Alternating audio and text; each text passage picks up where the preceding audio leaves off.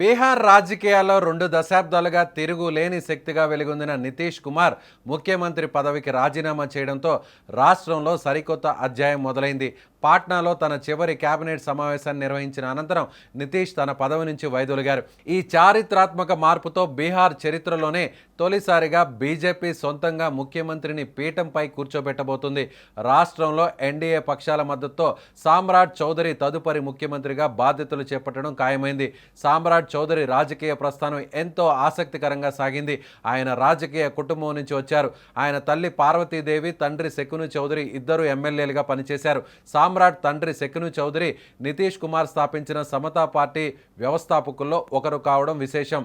తన రాజకీయ ప్రస్థానాన్ని రాష్ట్రీయ జనతాదళ్ ఆర్జేడీతో మొదలుపెట్టిన సామ్రాట్ రబ్రీదేవి ముఖ్యమంత్రిగా ఉన్న సమయంలో మంత్రిగా బాధ్యతలు చేపట్టారు. కాలక్రమేణా రాజకీయ సమీకరణాలు మారడంతో బీజేపీలో చేరిన ఆయన తనదైన వ్యూహాలతో పార్టీలో కీలక నాయకుడిగా ఎదిగారు.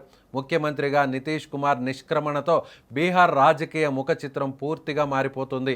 నితీష్ తన సుదీర్ఘ రాజకీయ ప్రయాణానికి స్వస్తి పలకడంతో ఇప్పుడు మొత్తం బాధ్యత సామ్రాట్ చౌదరి భుజాల మీద పడింది. ఎన్డీఏ శాసనసభ పక్ష సమావేశంలో ఆయన్ను ఏకగ్రీవంగా ఎన్నుకున్నారు. కేంద్ర మంత్రి శివరాజ్ సింగ్ చౌహాన్ సమక్షంలో జరిగిన ఈ ఎంపిక రాష్ట్రంలో బీజేపీ ప్రాబల్యాన్ని మరో స్థాయికి తీసుకెళ్లబోతుంది. సామ్రాట్ చౌదరి నియామకం ద్వారా బీహార్లో సామాజిక సమీకరణాలను కూడా బీజేపీ తనకు అనుకూలంగా మలుచుకోబోతుంది. రాష్ట్ర వ్యాప్తంగా రాజకీయ కార్యకర్తలు ఈ మార్పును ఒక కొత్త ఆశగా చూస్తున్నారు. పాత తరం నాయకత్వం నుంచి కొత్త తరం చేతుల్లోకి అధికారం మారడంపై సర్వత్రా ఆసక్తి నెలకొల్పబోతుంది. సామ్రాట్ చౌదరి ప్రమాణ స్వీకారంతో బీహార్ పాలనలో ఎలాంటి మార్పులు వస్తాయోనని ప్రజలు ఆసక్తిగా ఎదురు చూస్తున్నారు. రాబోయే కాలంలో ఆయన బీహార్ను ఏ దిశగా నడిపిస్తారో చూడాల్సినటువంటి పరిస్థితి. నితీష్ కుమార్ శకం ముగిసిన తరుణంలో ఇది బీహార్ అభివృద్ధిలో ఒక కీలక మలుపుగా రాజకీయ విశ్లేషకులు భావిస్తున్నారు.